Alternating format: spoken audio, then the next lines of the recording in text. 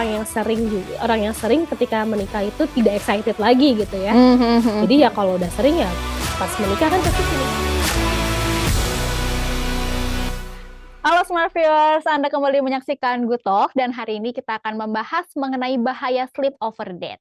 Nah sebenarnya sleep over date itu sama nggak sih dengan seks bebas? Nah untuk membahasnya sudah bersama kita Kak Marissa Meditania selaku psikolog. Halo Kak Marissa, apa kabar?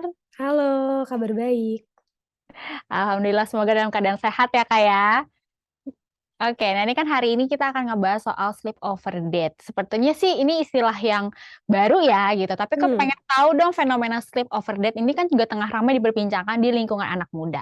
Sebetulnya apa sih sleep over date? Tadi terdengarnya memang sebenarnya ya, padahal konsep sleep over date ini adalah sesuatu yang udah lama banget. Kalau dulu-dulu kan kita sering dengarnya staycation gitu ya, friends with benefit, one night stand, padahal sebenarnya konsepnya sama-sama aja. Cuman yang akhirnya jadinya menarik nih, ada istilah baru soal sleep over date ini, karena entah kenapa gitu ya, dibuat sama orang-orang ini lebih soft gitu ya. Mhm. Kalau FWB dan lain-lain itu kan kayaknya lebih harsh bahwa itu melakukan perilaku seks gitu. Tapi kalau sleep over date ini dibungkus dengan cantik kalau nginepnya ya kayak makan makan lucu-lucuan aja bareng pasangan dan lain-lain gitu. Padahal sebenarnya ya konsepnya sama aja, tidak menutup kemungkinan adanya perilaku seks juga di sleep over date ini, begitu. Oh, oke. Nah, apakah sleep over date ini atau istilahnya ya yang mungkin baru lagi gitu, ini juga masih Iya, termasuk iya. dalam kategori seks bebas? Iya, bisa jadi masuk ke dalam kategori seks bebas. Karena kan seks bebas ini adalah perilaku seksual yang didorong oleh hasrat seksual. Jadi nggak perlu bicara soal intercourse aja gitu. Tapi selama ada aktivitas seksual gitu, entah, menyangkut dengan bagian anal atau adanya oral gitu, itu kan nggak ada intercourse, tapi kan ada dorongan hasrat seksual gitu. Jadi bisa jadi menjadi kategori seks, bebas soal sleep over date ini. Oke, dan dengan adanya sleep over date ini, sebetulnya apakah adanya perkembangan zaman yang sulit dikontrol sehingga dianggap biasa oleh para anak muda? Padahal yang tadi disebutkan ya, sebetulnya ini istilahnya tuh udah lama gitu loh. Ada FWB, TTM, ini sekarang sleep over date. Apakah ini sebetulnya adalah perkembangan dari yang dianggap udah biasa gitu? Iya, jadi menarik gitu ya, kalau dulu kan FWB, terus TTM-an, staycation dan lain adalah suatu aib yang diumpetin gitu ya, yang nggak di-share. Tapi dengan adanya penggunaan media sosial gitu ya, hasrat untuk menjadi viral gitu, untuk terkenal dan lain-lain, akhirnya membuat perilaku-perilaku seksual bebas ini menjadi hal yang biasa. Dan tadi dengan kayak gitu ya, sleep over date, manis gitu, romantis dan lain-lain, akhirnya dibuat kayak sesuatu yang common aja gitu. Jadi, tadi bisa jadi ya memang karena menjamurnya penggunaan media sosial dan motivasi para remaja ini yang bervariatif ya untuk tadi viral dan lain-lain itu ya akhirnya membuat, sleep over date ini menjamur lah dan jadi terdengar biasa belakangan ini. Oke, apa bedanya nih istilah yang zaman dulu, ya kan ketika Hmm. kita bilangnya FWB atau TTM dengan yang sleep over date yang sekarang yang mungkin sudah mulai menjamur ini. Ada nggak sih mungkin perbedaan dari perspektif masyarakatnya? Paling, kalau perbedaannya itu kan kalau FWB itu bisa jadi tidak dibutuhkan komitmen, ya. Jadi nggak ada status pacaran lah atau apa gitu ya, tapi kalau aku butuh, kamu ada. TTM juga, ada batasan yang di apa ya, disetujui oleh kedua pihak. Kayak misalkan kalau aku pengen nonton film, kamu ada, kalau aku staycation, kamu ada gitu ya, tanpa adanya komitmen. Kalau FWB itu biasanya sudah pasti bentuknya seksual. Nah, kalau sleep over date ini, cenderung adalah pasangan-pasangan yang memang sudah berkomitmen gitu, yang memang punya hubungan pacaran gitu, sudah lebih serius lah, nggak hanya TTM aja. Itu sih perbedaannya, tapi bentuk perilakunya sih ya nggak jauh beda. Oh, oke. Nah, menurut Kak Marissa, apakah anak muda menjadi kelompok yang paling rentan dari fenomenal atau fenomena seks bebas? Iya, remaja yang paling rentan gitu, tapi untuk kelompok usia seks bebas ini juga masih tinggi gitu ya. di bawah anak-anak gitu kan juga sudah banyak ya kasus-kasus yang melakukan perilaku seksual bebas, SD, SMP gitu ya, terus ya SMP sudah masuk remaja, SMA, dewasa awal sampai dewasa akhir 30-an juga masih banyak lah bebas. Tapi memang para remaja ini yang akhirnya menjadi paling rentan karena memang tugas perkembangan seorang remaja ini tuh curiosity-nya tuh sangat tinggi banget gitu ya. Tugas perkembangan mereka ini adalah banyak-banyak mencari tahu soal dunia gitu ya, berrelasi, bersosialisasi, connect lah dengan orang lain. Nah, jika tidak didampingi dengan edukasi seksual yang tepat, bimbingan yang baik, ya akhirnya remaja ini sangat rentan sekali gitu untuk jatuh ke perilaku seks bebas ini, begitu. Mmm. Oke, berarti kalau misalkan dengan adanya maksudnya adanya sleep over date ini berarti semakin maraknya lagi dong, perilaku seks bebas. Karena kan apalagi dianggap lumrah, dianggap biasa, atau mungkin malah menjadi standar, dalam setiap hubungan gitu. Kalau misalkan kayak udah Mhm. pacaran, ya harus sleep over date, kan berarti itu bisa semakin mempermudah lagi dong adanya seks bebas lagi, dan kita nggak ada yang tahu nanti ke depannya akibat dari seks bebas tersebut. Iya.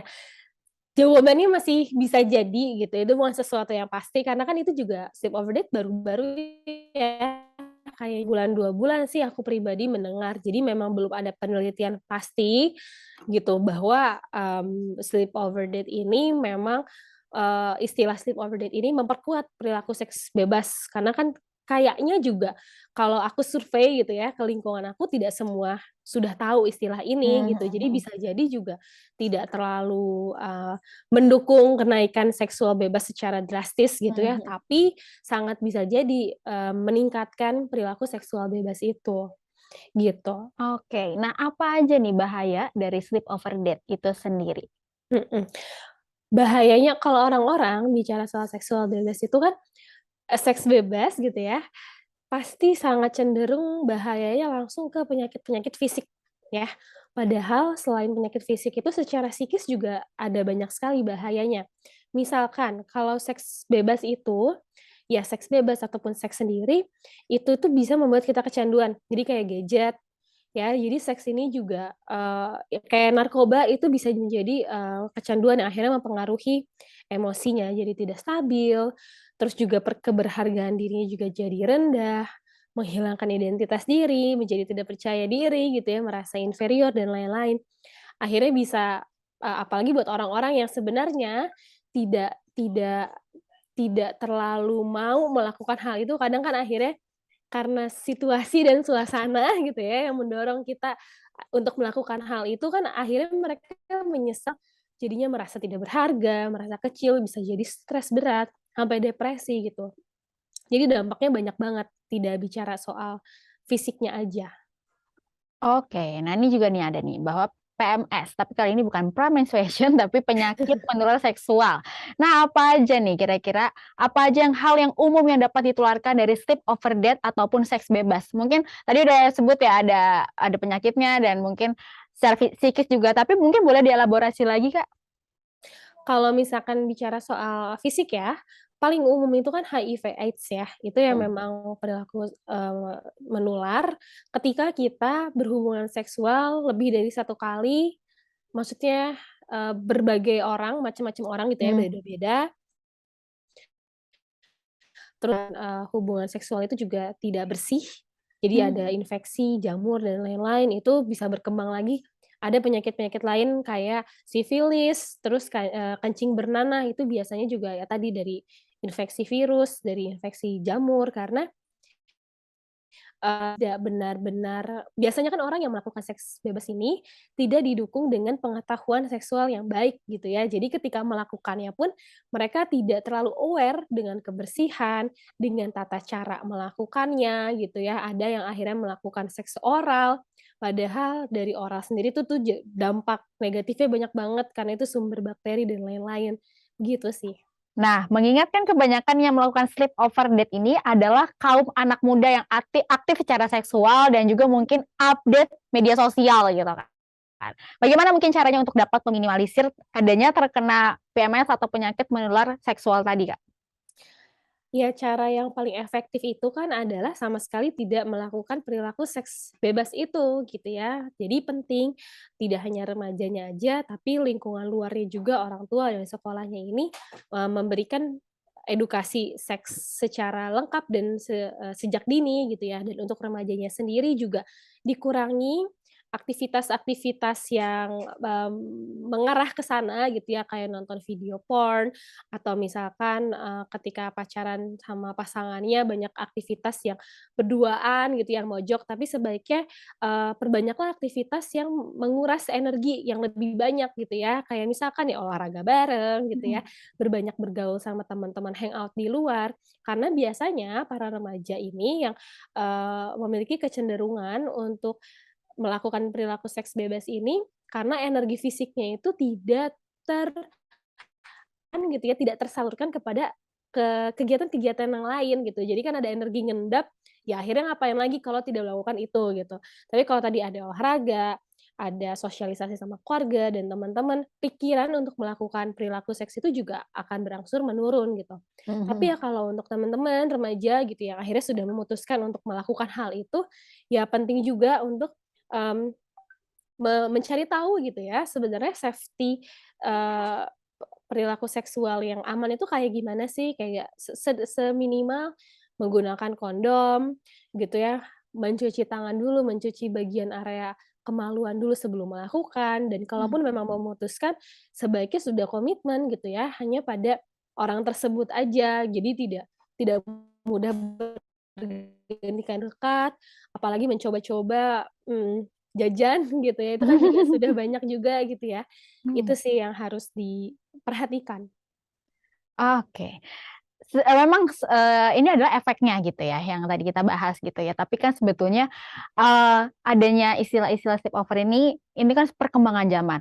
Tapi yang paling pentingnya adalah pembekalan materi atau Mmm, pembekalan ilmu mengenai sex education sendiri gitu kan. Untuk saat ini seberapa penting education seks untuk anak? Apalagi mengingat sebetulnya, pengetahuan tentang seks ini kan masih dianggap tabu ya di mhm. Indonesia gitu. Padahal sebenarnya ini penting. Menurut kacamata Kakak sendiri seperti apa? Ini sangat penting banget gitu ya, bahkan kita tuh tidak perlu jauh-jauh menganggap edukasi seks itu langsung loncat tentang intercourse yang bersih dan aman seperti apa gitu ya, tapi seminimal ketika mereka masih kecil gitu ya, anak-anak kita masih 1 tahun, diperkenalkan alat kelamin dan disebut itu namanya vagina, itu namanya penis, itu tuh adalah, edukasi seksual juga gitu. Kadang kayak untuk menyebut alat kelamin itu kan malu ya, kayak Mhm mhm mhm. Eee, di dikasih arti nama lain gitu ya, kayak anu, Mhm. atau apa gitu Iya ya, iya akhirnya iya. kan Mhm. mereka jadi tidak mengenal alat kelamin mereka sendiri gitu. Mhm Padahal mhm mhm. dimulai dari awareness terhadap tubuh diri kita juga, itu adalah step pertama untuk mengenalkan edukasi seksual gitu Mhm. kepada mereka, begitu sih. Oke. Nah, sebenarnya gini, sleep over date atau FWB atau misalnya TTM Mhm, itu kan sebetulnya sudah banyak ya gitu di kalangan anak muda, yang mungkin coba-coba, penasaran, ya kan akhirnya berbuat dan lain-lainnya itu kan tapi masih dalam, apa ya, masih belum sah dalam pernikahan gitu ya, Kak. Nah, yes kita yes. bahasnya adalah nanti ada nggak sih mungkin, efek ke depannya ketika mereka sudah sering melakukan tersebut, apa ke depannya ketika mereka menikah, masih ada nggak sih rasa-rasa yang penasarannya atau apa ya, vibes-nya lah gitu, untuk berbuat seperti itu, karena kan mereka udah sering sebelum nikah. Mhm mhm. Sebenarnya itu sangat tergantung juga sih sama individunya gitu ya. Jadi, tidak menjamin orang yang sering ketika menikah itu tidak excited lagi gitu ya. Mmm, mhm mhm Jadi ya mhm. kalau udah sering ya pas menikah kan pasti feeling-nya beda ya, karena kan Mhm sudah lebih tenang gitu ya, mhm sudah dalam kondisi yang sah dan aman gitu, pasti mhm. berbeda gitu sih. Nah, Kak, jika sudah memiliki dampak dari sleep over date secara psikologis, apa langkah awal yang harus dilakukan oleh para remaja? Langkah awalnya adalah menganalisa perasaan apa yang sedang saya alami sekarang gitu ya. Apakah perasaan menyesal? Apakah merasa takut dengan pasangan? Atau takut dengan diri sendiri? Apakah marah karena ternyata saya dipaksa dan lain-lain? Jadi harus tahu dulu nih, apa sih yang saya rasakan? Nah, ketika sudah tahu apa yang dirasakan, itu adalah emosi yang harus diterima dan disalurkan. Jadi bukan berarti, aku nyesel ngelakuin itu, terus udah deh dipendem aja biar aku yang tahu, aku pura-pura baik aja, fine, padahal kan gejolak emosinya masih ada gitu ya di dalam diri kita gitu. Nah, kita bisa menyalurkan itu ya dengan kayak menangis, nulis di diary gitu ya, di jurnal, atau misalkan, eee, cari waktulah gitu ya sendiri me time untuk memproses apa sih sebenarnya yang terjadi, kenapa aku melakukan hal itu, lalu next-nya apa. Jadi diproses dululah perlahan-lahan apa sih yang saya rasakan dan tentukan, selanjutnya mau apa gitu. Apakah saya mau mengulangi lagi atau tidak gitu ya. Kalau misalkan dalam prosesnya ini, para remaja kesulitan, itu juga sangat disarankan untuk adanya pendampingan orang kedua. Karena kan biasanya kalau kita yang ngalamin ya lagi stres, depres, itu kita benar-benar subjektif karena emosinya lagi kenceng banget gitu ya, kita nggak bisa berpikir secara clear. Jadi penting lah untuk dapat masukan dari orang ketiga yang memang kita percaya, entah itu teman, itu kakak, atau orang tua. Walaupun orang tua mungkin jarang ya, tapi ada juga loh orang tua yang open, Mhm. terhadap perilaku seksualnya anak. Kalau memang tidak bisa di-handle, ada pilihan psikolog atau psikiater yang memang, bisa lebih objektif dan kita lebih tenang gitu ya, mungkin kalau orang yang kita kenal, ada was-wasnya gitu ya, cerita ini tersebar dan lain-lain. Tapi yang penting, pendampingan orang kedua itu kalau kita tidak bisa handle, itu sangat dianjurkan sih, begitu. Oke, kalau itu adalah dari sisi remaja yang mungkin Yes, mengalami secara langsung. Apa yang harus mhm, dilakukan dari sisi orang tuanya sendiri, Kak, ketika menghadapi anak yang sudah terlanjur atau merasa trauma akibat, perbuatannya mungkin dari sleep over date tersebut? Karena kan mungkin dari respon orang tua mungkin ada yang kayak kaget, marah, dan iya lain-lain. Tapi iya. sebetulnya apa yang harus dilakukan oleh orang tua? Ini pasti akan sulit banget karena kita conflicting ya sebagai orang tua, kecewa, kita marah, tapi juga, kita sebagai orang tua juga punya peran lain untuk benar-benar hadir penuh pada anak kita gitu. Yang idealnya ya memang kita mendengarkan dulu dan mencari tahu, terus perasaanmu apa? Apa yang bisa, kami bantu? Tadi diberikan pertanyaan-pertanyaan yang bisa berpikir lebih clear gitu ya, terus rencanamu bagaimana, lalu apa yang mau kamu lakukan. Tapi di sisi lain juga sebagai orang tua, juga penting nih untuk bisa mengelola emosinya dengan baik gitu ya, karena kan untuk menghadapi itu pasti turbulence gitu ya, tadi ada rasa marah, kecewa, dan lain-lain. Itu juga harus penting, orang tua pun menganalisa, apa yang saya rasakan ketika saya mendengarkan anak saya bercerita seperti itu. Kalau misalkan emosinya masih bergejolak, sebaiknya, jangan intervensi anak terlalu banyak dulu, yang ada nanti pasti akan cekcok gitu ya, Mhm. sama-sama nggak tenang. Making distance dulu aja, orang tua kalau belum siap untuk mendengarkan, making distance dari anak, take a time juga, olah dulu emosinya, proses dulu, ketika memang sudah tenang dan siap, barulah, majulah gitu ya untuk discuss dengan anak, gitu sih. Oke oke. Jadi memang sleep over date ini adalah sebuah perkembangan dari istilah-istilah yang sudah lama, seperti Mhm, itu ya, gitu. Jadi udah bukan lumrah, tapi udah common lah gitu di lingkungan masyarakat. Dan memang ini adanya, dari, perkembangan zaman dan lain-lainnya gitu. Cuma memang perbuatan sleep over date ini tetap adalah sama dengan seks di luar bebas seks bebas lah gitu.